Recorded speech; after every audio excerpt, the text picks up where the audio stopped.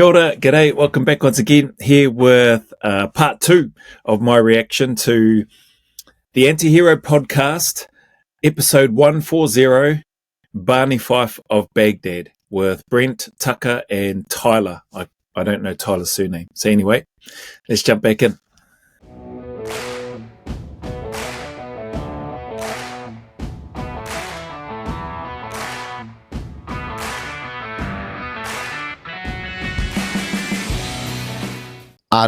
This is the type of stuff that kills me. And civilians are just eaten up. They love this guy. They think he's some sort of war hero. Did you see what he just said? So I think this was, I haven't gone back to have a look at this, but from memory, it was about the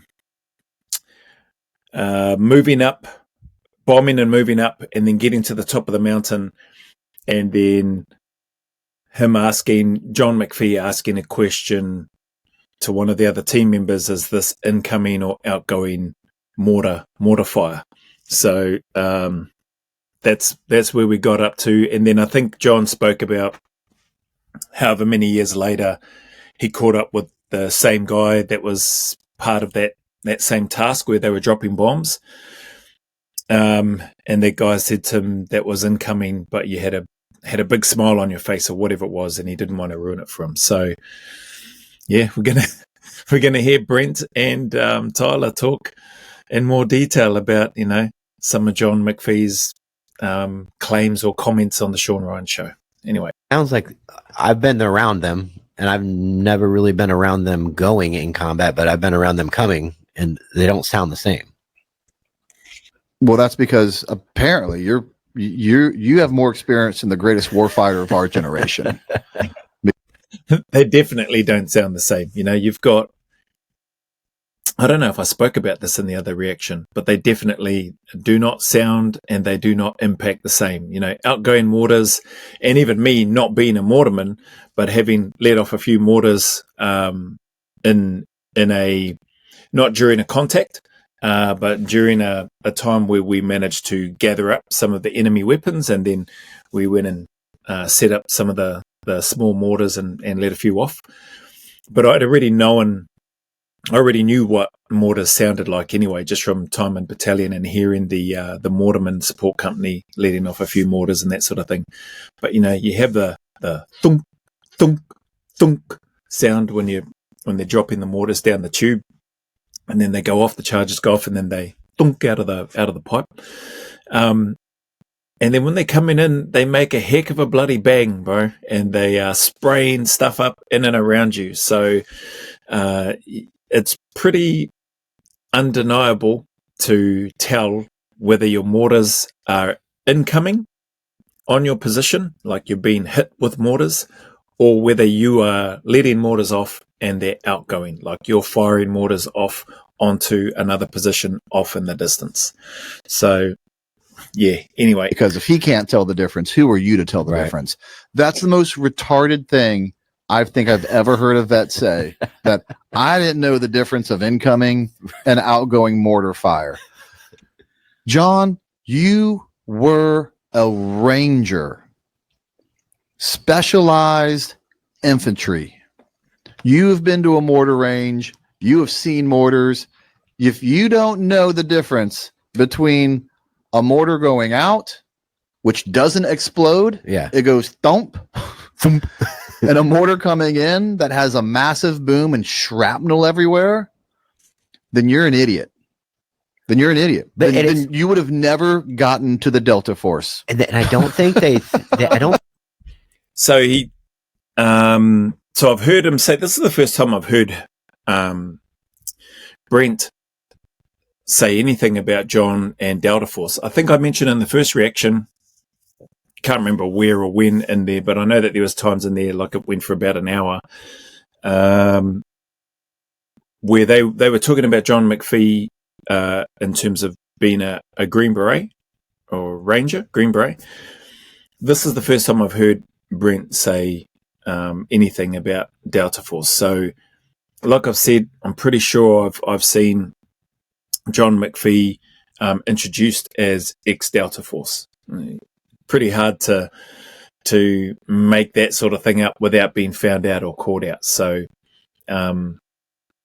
interesting. So we'll hopefully hear a little bit more. And to hear Brent say he wouldn't have made it into the Delta Force if he didn't know, like, he must have been Delta Force as well. I think they bank on people going, listen, I get what you're doing, but it's like Rob and tactical amnesia. That didn't happen because that wouldn't happen to you. Like, I can tell you it wouldn't happen to you.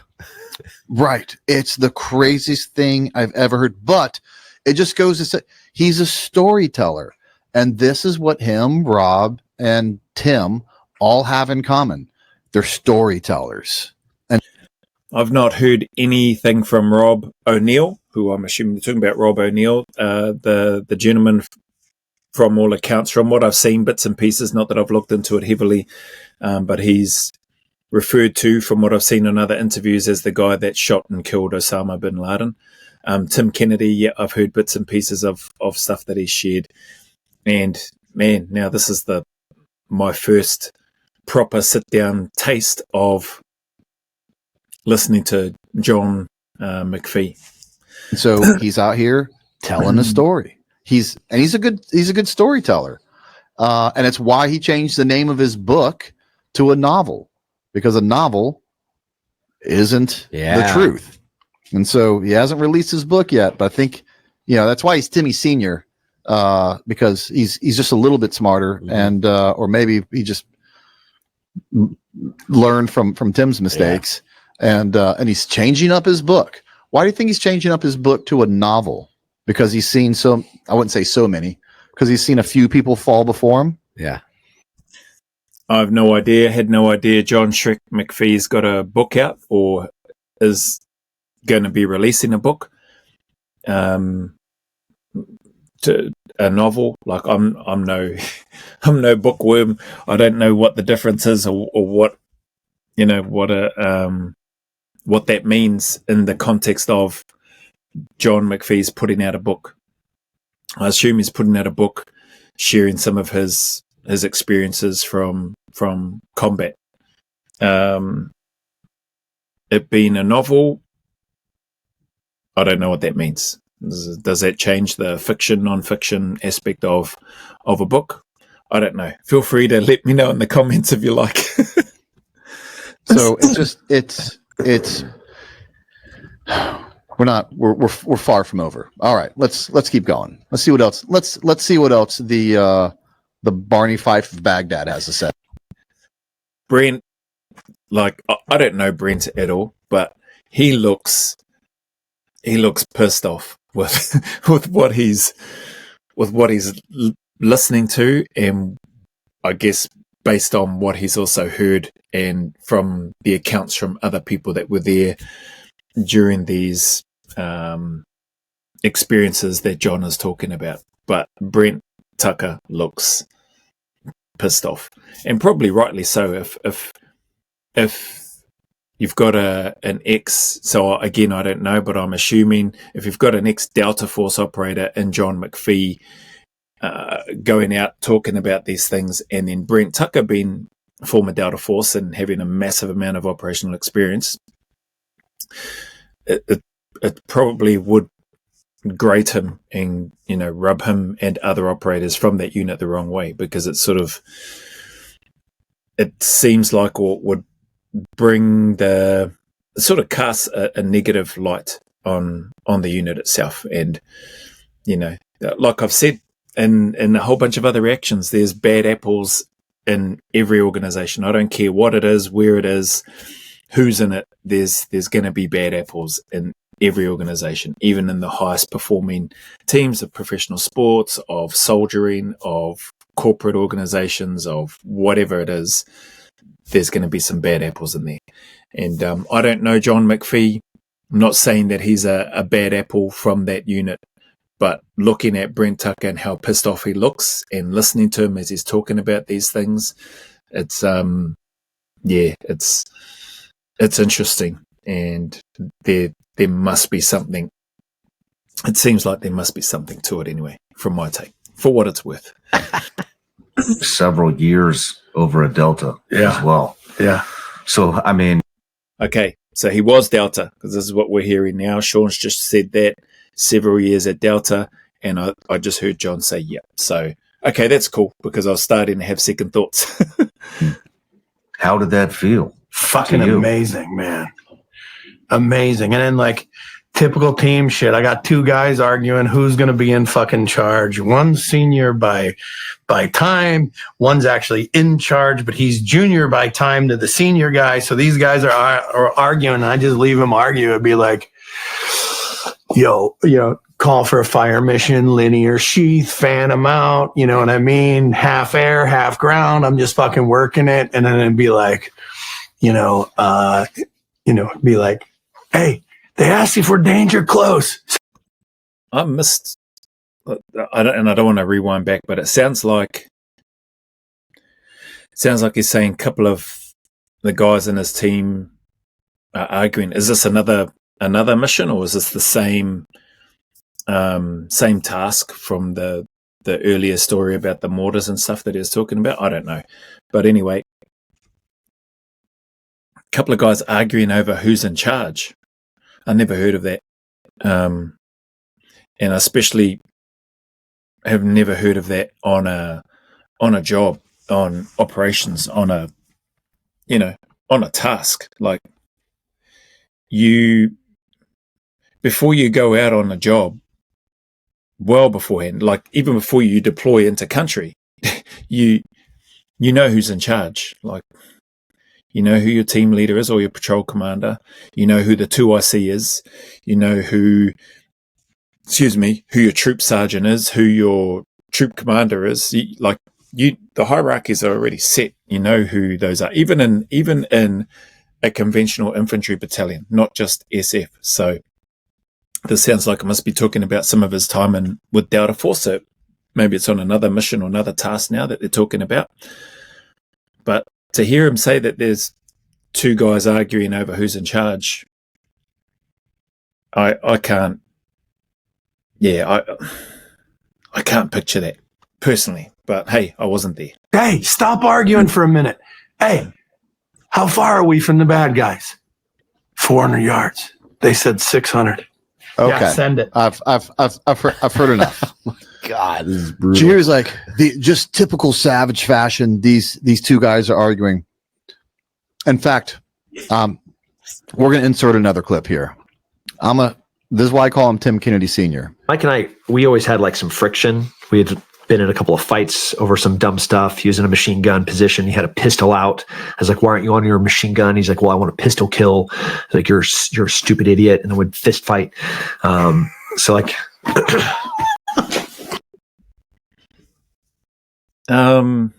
sorry, I've just paused it on there. Like, I know they said they're inserting another clip, so maybe they're doing this throughout, inserting clips of Tim Kennedy while it seems like they're looking to focus on John McPhee. Interesting how Brent calls John McPhee the Tim Kennedy Sr. But just that story that Tim's talking about, machine gun position, pulls out his pistol. Why aren't you on the machine gun? Because I want a pistol kill. Man, I would hate to work with anybody that's got that mindset or that mentality in combat. When you're in the thick of it, like, that's just, yeah, I don't know, man. That doesn't even sound like a good story. It just sounds real poor. Like, from my take from listening to that, I just can't imagine guys that I was working with, had the privilege to serve and work with, saying and or doing anything like that. It just doesn't make sense. Anyway, fast forward to this Typical door. Neanderthal conversation. 100%. He tells a story of him and Mike Goebbels.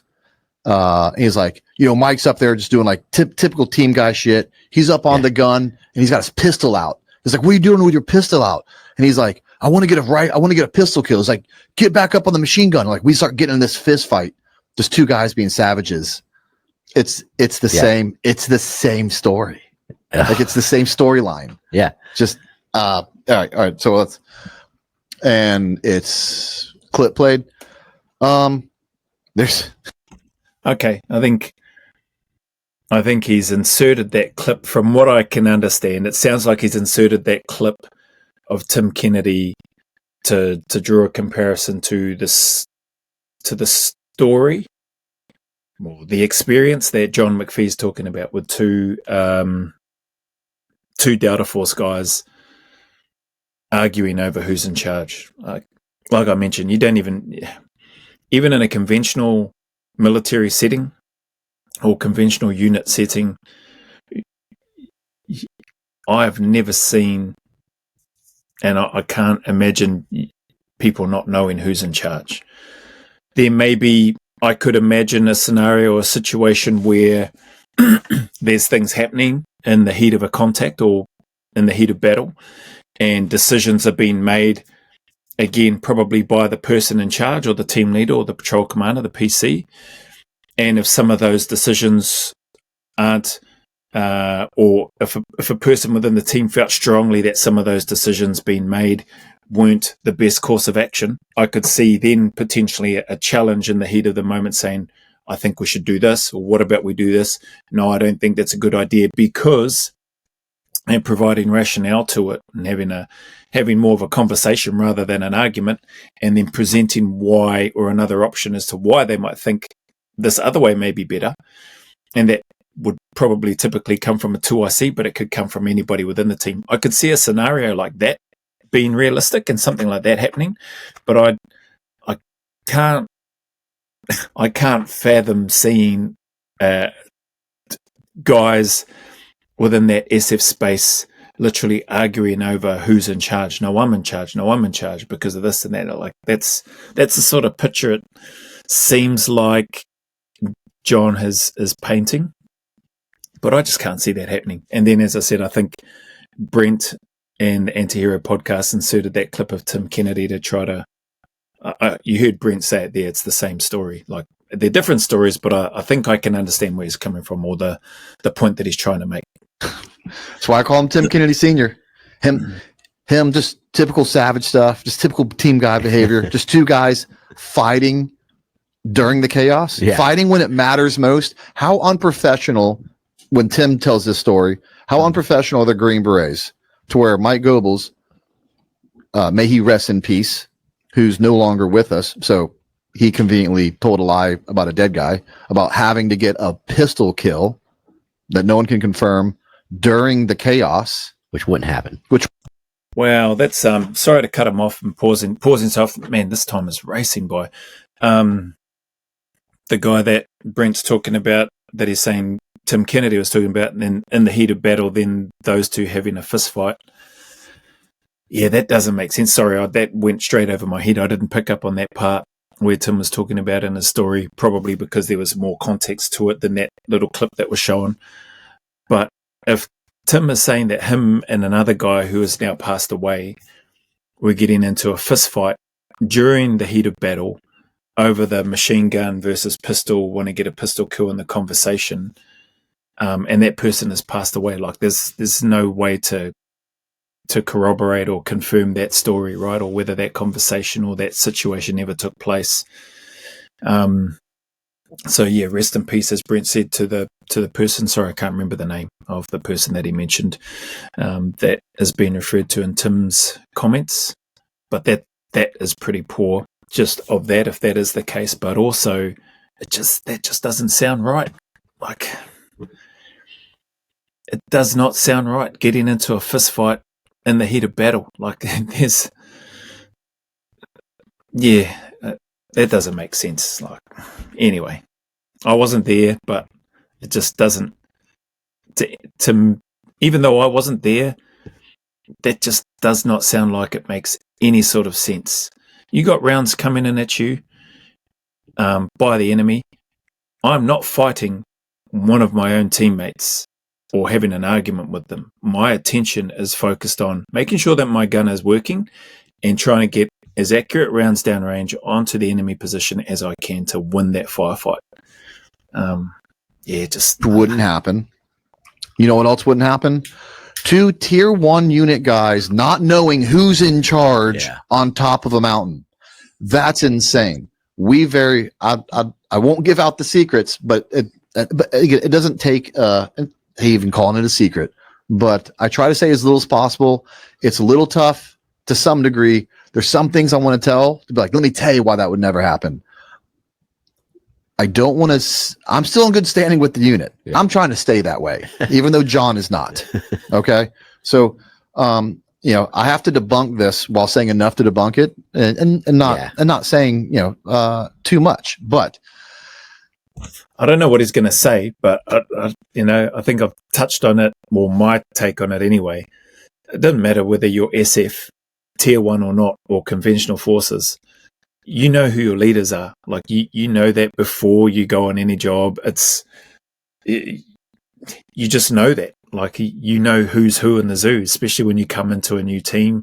You know your position, your place. You know the hierarchy, the 2IC, the PC, or section commander, depending on where you are in the military. Like you know who's in charge. So that shouldn't be a secret. I doubt it's no secret from a Delta Force perspective either. Like it's, as Brent said, you know who's in charge. The guys on a team know exactly who's in charge. Yeah. It's a very, very simple formula. They know exactly who's in charge. And you think they're up there fist fighting on the mountaintop and you're over there sneaking in radio calls for danger close at 400 yards? They were never 400 yards within the enemy. They were 1,500 yards to 1,500 kilometers to 2 clicks the whole time. Yeah. They never got that close. 1,500 kilometers to 2 clicks. I think he must mean 1,500 meters to 2 kilometers. 1,500 kilometers is it's a bloody heck of a long way. Right? You're not probably not calling in anything from 1,500 kilometers away. So I think that was a mistake. I think it's meant to say 1,500 meters to 2 kilometers away. And again, I don't know what situation or contact this is in relation to. Is it in relation to the first one where they were dropping bombs, where he was talking about dropping bombs, moving up, and then they got to the top of the mountain? Or what? Or is this a completely different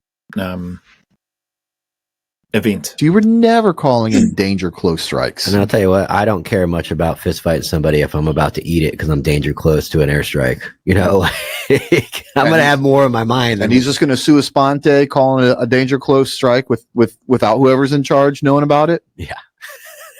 Get out of here. And you guys are eating this up. You guys, now that I'm sure once you hear it now, you're like, oh, that kind of makes a lot of sense.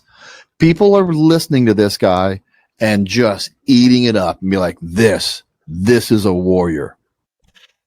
To a degree, like right now, I actually feel like I wish I had have seen or watched John McPhee's interview on the Shawn Ryan Show. So I don't even know how long ago John has been on the Shawn Ryan Show. Maybe it's recent, because from what I can tell, this anti-hero podcast episode is pretty recent. It's popped up on my feed anyway, and people have reached out and sent through the messages that they have saying, hey, check this out. So maybe he's been on the Shawn Ryan Show fairly recently. The latest one that I know of is Jay Cow, but Shawn is a busy man. He's got so many people. I see feeds all the time pop up on my YouTube channel, and I don't know whether they're current or whether they're from years ago. But yeah, no, he's done a heck of a lot of work anyway. So listening to this, a big part of me right now wishes, man, I wish I had have just watched John McPhee's interview on the Shawn Ryan Show. So maybe I might go back and watch it. Who knows? But where my head is at the moment, and the things that I've been hearing in the clips, and just trying to give my reaction in the moment when they pop into my head, I think I would probably have more. It feels like I would probably have more questions, and I'd probably say personally doubts than then gobbling up the stories or the experiences that have been shared, just based on what I've heard so far. But anyway, nothing he says makes sense, because nothing he says that he did he really do. Let me tell you what most people told me about Tora Bora. It wasn't the fights, the close air support strikes. It wasn't the mortars. It wasn't the chaos.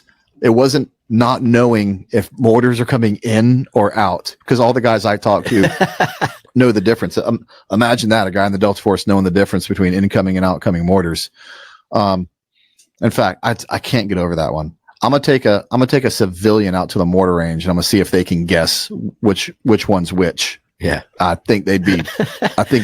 Tell. I think they'll get it from hundreds of and thousands of yards away what the difference is. It's insane. It's so crazy. You know what they told me the most? Every single one of them. How cold it was. Yeah. I can see that. The most they thought about dying was freezing to death. They were holding each other for warmth at times. It was so cold. And they were waiting for their cold weather gear. They were absolutely dying at night. They couldn't start a fire. Yeah, they had to be tactical. And so it's so funny. All those guys I talked to talk about how cold it was. That's something you remember. That's right. This guy talks like it was a battle of the Bulge. A little bit of a different story. Yeah. All right. Well, there's your great war hero and Tora Bora debunked. Sorry to hurt your feelings. And part of me wants to say I wish that was it, because it's not fun tearing down a former unit guy. Yeah. It's not fun, to be honest with you. But again, I would be two-faced if I was like, you know what? Everyone can lie about, but our guys are, we can't. They're untouchable. And I thought about this today, and like, I like how he's mentioned it. I think he's talking about in regards to the fact that, from what I've heard, and this reaction that I'm doing now anyway, John McPhee is ex-Delta. And yeah, on the back end of Brent's comments, they can, it wouldn't be right if they're talking about other people from the other units, but anybody that's ex-Delta saying things that may not be true, that they get a pass. So it's cool that, that he's not wired that way, and that he's looking to be it seems like to me, even though he seems pissed off, and maybe rightly so, it seems like he's trying to be as impartial and as level-headed as he can be with regards to what he's hearing and what he's responding to and what he's investigated by speaking to other operators. But it can be hard to not let that anger come through when you're listening to stuff that you just know without a doubt that's just not true. And when you've spoken to people that were on the ground, as he has, speaking about this particular situation. Anyway, when we got together, you had told me before you became like with me on this, you had said, I don't do police shooting breakdowns because I never trained like a cop. I was never a cop. And you were like, that's going to bring this podcast so much, is because I can bring my tactical experience, but let's hear it from a cop. Right. And, although I'm sitting here, it feels really good to have somebody that was there in that, not with him, but in that unit that can talk about all this, because a lot of people can't. All right. That's a cool comment. That's and a really cool dynamic that they've got a policing background experience, which this guy Tyler has, and then you got a unit Delta Force operator guy with all the US military experience and combat operational experience that he has. And so that's a pretty cool combination with these two guys in their podcast. There's another thing that was really, I'm just eerily similar to the Rob O'Neill and Tim Kennedy stuff. It's just different day, same story, where these guys don't watch John on a podcast. They don't go watch him. They don't watch podcasts. They might see a clip. What they see most is someone that'll send them a clip and say, "Hey, what do you think about this guy?" Like one of their friends. Yeah. And I get the same when I'm asking them these questions, I get the same answer because they don't know the story. They're like, he said what? Yeah. Yep. He said that? Are you kidding me? Nope. This is what he said. So it's the same again, it's the same thing from talking to Tim's teammates and talking to Rob's teammates where they're like, he said what? You know what? It's 30 minutes now, so I'm going to look to wrap this one up here. That's probably why things, I suppose, this is just my take. That's probably why things can carry on for so long and why these stories can blow up out of control, because it seems like what Brent was saying, people that were there or that were probably there are probably none the wiser to the stories that have been shared or told about the different experiences that they were likely a part of, because they're probably just not interested in it. They're like, oh yeah, I've been there, I lived through that. It wasn't, maybe to them it wasn't anything spectacular or worth, maybe in their opinion, I'm making assumptions here, maybe it wasn't worth, talking about it because it may have been fairly mundane from their perspective, from what they've been used to or what they've done in the past in comparison to. But then when hearing Brent talk about and asking these guys questions and then they're saying, he said what? Man, that must get on their nerves, and or I'm guessing maybe just confirms for them why they don't bother watching podcasts or listening to people that have served in the military talking about some of their experiences. Maybe that's why. I don't know. But anyway, man, this thing just seems to go deeper and deeper. And I haven't even got into the Valhalla podcast yet. I know who it is, if it's the person that I'm thinking of, but Brent acknowledged it in the start of my first reaction that the gentleman there has done a fair bit of research and looking into things and sort of highlights and debunks a bit of stuff about John McPhee, which I think has been the catalyst for these guys here on the Anti-Hero podcast to dig into, and then for Brent to go and ask the questions which he has and get the information which he has, and then sharing that on their podcast. Sad that it happens, but hey, it is what it is. I mean, if you're going to go out there and talk about all these things that you've done, man, you should, you should be honest about it. That's my take, eh? Like, just be honest about it, man, instead of looking to make stuff up. But anyway, it is what it is. Thank you for your time and for your support once again. I sincerely appreciate it. As always, the message is the same. Anybody going through any dark times, challenges, difficulties, man, hard times, keep turning up, keep staying in the fight. Just take one day at a time. Just put one foot in front of the other. Know that things can do and will get better. They always get better. It just sucks at the time. I understand that. It can be lonely. It can be miserable, but just keep turning up. The sun will shine again. There is a light at the end of that tunnel. I promise you that. You're not alone. It's okay to not be okay, and it's okay to ask for help. So do what you need to do to look after yourself and to make sure that you can be okay. Sometimes we've just got to try to grind it out, and a lot of times we've got to be patient, and when it hurts and when it sucks at those times, sometimes it can feel like it's never going to end, but I can promise you that it does and that it will. So as always, go always a little further. Remember, who dares wins and who cares wins. And until the next video, there's a big mana wave coming from me to you, filled with my aroha, respect, appreciation and gratitude for you all.